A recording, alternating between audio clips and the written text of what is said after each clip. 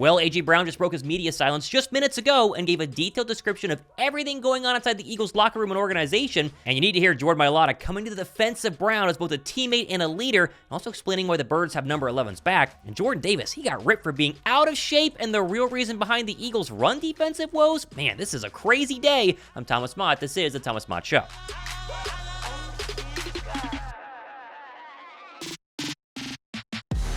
What if I told you I could get you upset at the Eagles' play calling this afternoon just based off of this one play during the Cardinals' loss? How about Brian Johnson dialing up 4 verticals versus an all-out blitz? No hot routes, no check down routes, nothing to help out our quarterback, just everybody run straight, and Jalen will just throw it up there and hope someone can make an actual catch. Don't let anybody tell you that QB1 has not been special this season. Like, he has over 40 touchdowns in an offense that gives him this, zero creativity, week after week after week, and it gets to the point where you're asking Brian Johnson, how do you fix this? And he says, oh, we just need to force the ball to A.J. Brown sometimes. Okay, or how about, as John said on Twitter, scheming him open? Throwing go balls 5 or 6 times a game isn't what we're talking about. Exactly. Show some creativity. Help out your quarterback. Help your receivers get open. Use schemes. Use motion. Do something to make this offense a little bit less vanilla than it actually is. But what do I know? What do you know? Like, we're just silly fans. We surely are not as smart as offensive genius Nick Sirianni and really good play caller Brian Johnson, right? Now, of course, despite all of these issues, ESPN's Adam Schefter won on 97.5 The Fanatic just this morning,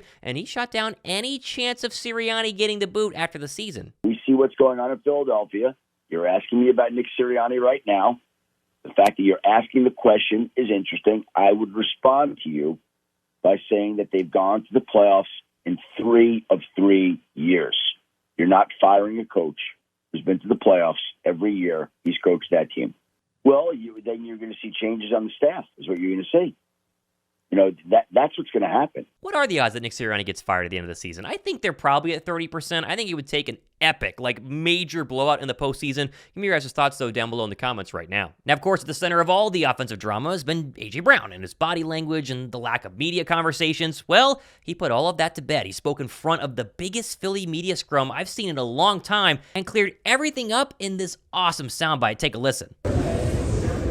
Honestly, the reason why I didn't speak to the media after the game because, I didn't want to be negative, I had already transitioned to the mindset where we were going through a tough time.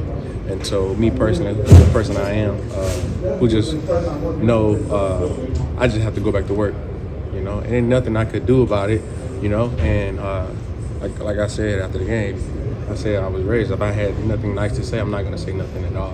So I'm not just about to continue to compound the negative with the negative. So you guys can write more negative stuff. Like, you guys watch the game too, you know what I'm saying? So, you guys already know. So that's why I was there's nothing more that I can say, I'm not trying to make it worse than what it is. And so, and then on top of that, everything that I do, if I say something, I do anything, I'm classified as a monster, honestly, and it's honestly the opposite. You saw my frustration on the field. It wasn't about the play call. It wasn't about none of that. It was about my guy getting banged up. And I'm gonna need Smitty moving forward. And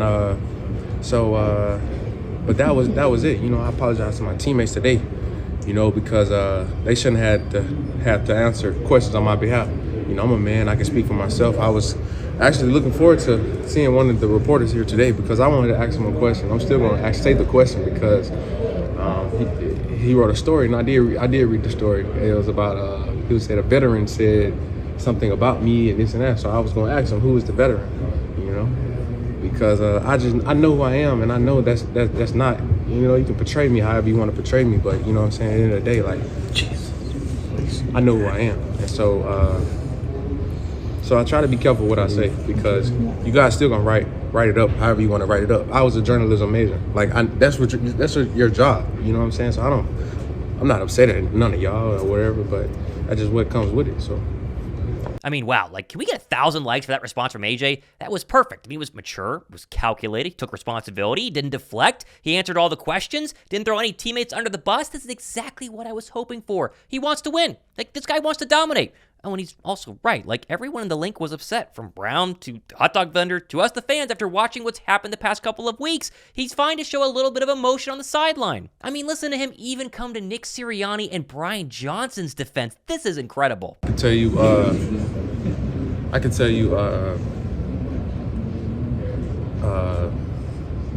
that there may be things that Nick probably want to fix about himself, and I'll say, but one thing I can't respect, loyalty is not one of them.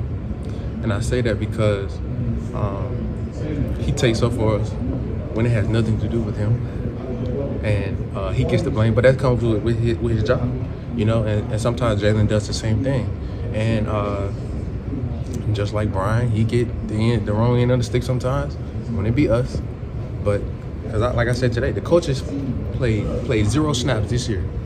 It is not the coaches, it is us. And so, like I said, if one person goes the wrong way, the whole play is over with. And as you guys see, it is glimpse. It is highs and lows. It goes just like this. And so that's why I feel like, honestly, I feel like we are close. We are close to continue to getting better and continue to take that next step.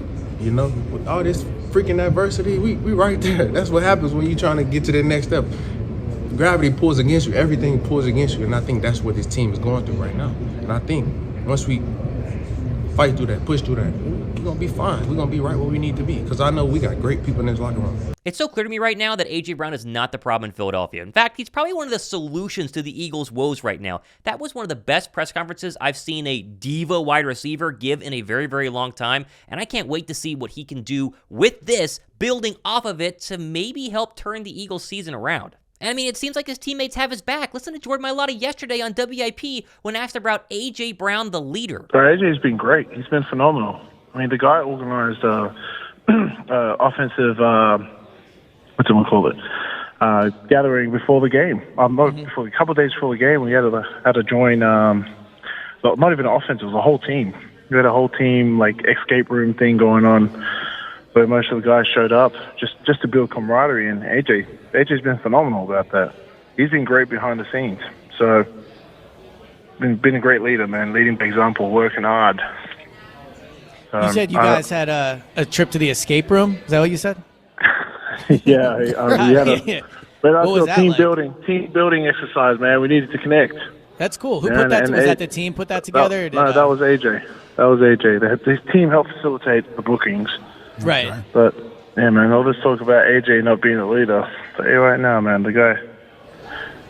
You guys don't know him like we do, but he's a great leader, man. Where are you guys at on this A.J. Brown press conference? Does it make you feel better? Do you think that Philadelphia is going to be in a much better spot going forward? Let me know down below right now. Of course, as we know, the offense isn't the only issue. They did score 30-plus points against the Cardinals this past weekend. The front four, though, for Philadelphia on defense, they're not getting home, and they're not stopping the run. Like the sack numbers for Josh Sweat and Hassan Reddick. Like the first 10 games, they combined for 15 sacks. The last 6 combined 2.5 sacks. And all those announcing the Jordan Davis breakout year, including myself, well, it's turned into the Jordan Davis disappointing sophomore season, to the point that, how about NFL insider Brian Baldinger going on the Philly Eagle podcast and ripping Davis for being overweight and out of conditioning? I feel like we ask you about this every week now, Baldy, but what happened to this defensive line?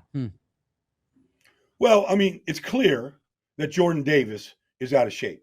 Like, I don't know what they find him, Zach. You're in there every day. Like, I don't know what they find him every week, but I got to believe he's getting money taken from him. He's overweight, and it shows. Like, he's not pursuing the football. He's nothing in the pass rush. So that's one. So if he's going to play with that effort and be overweight like that, then you say, okay, well, they're a man short in the rotation. Fletcher's playing too much. Jalen's because he's not effective right now. They need another guy inside in their defensive tackle rotation. I'm not sure why he keeps dressing. He's been ineffective. Wow. When the plays are going on, he is basically walking on the field.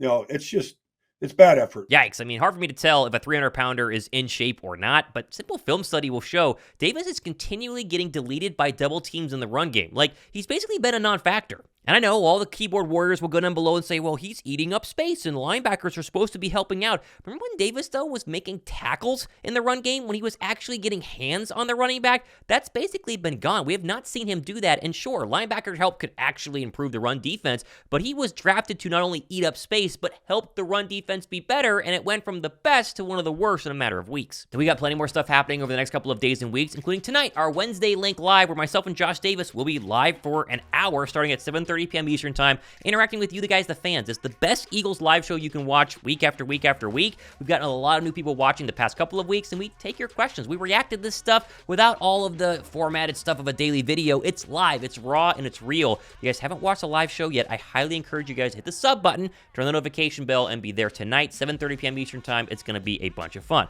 I'm Thomas Mott on what's been really a dramatic season, but really a dramatic week for Philadelphia. This has been the Thomas Mott Show.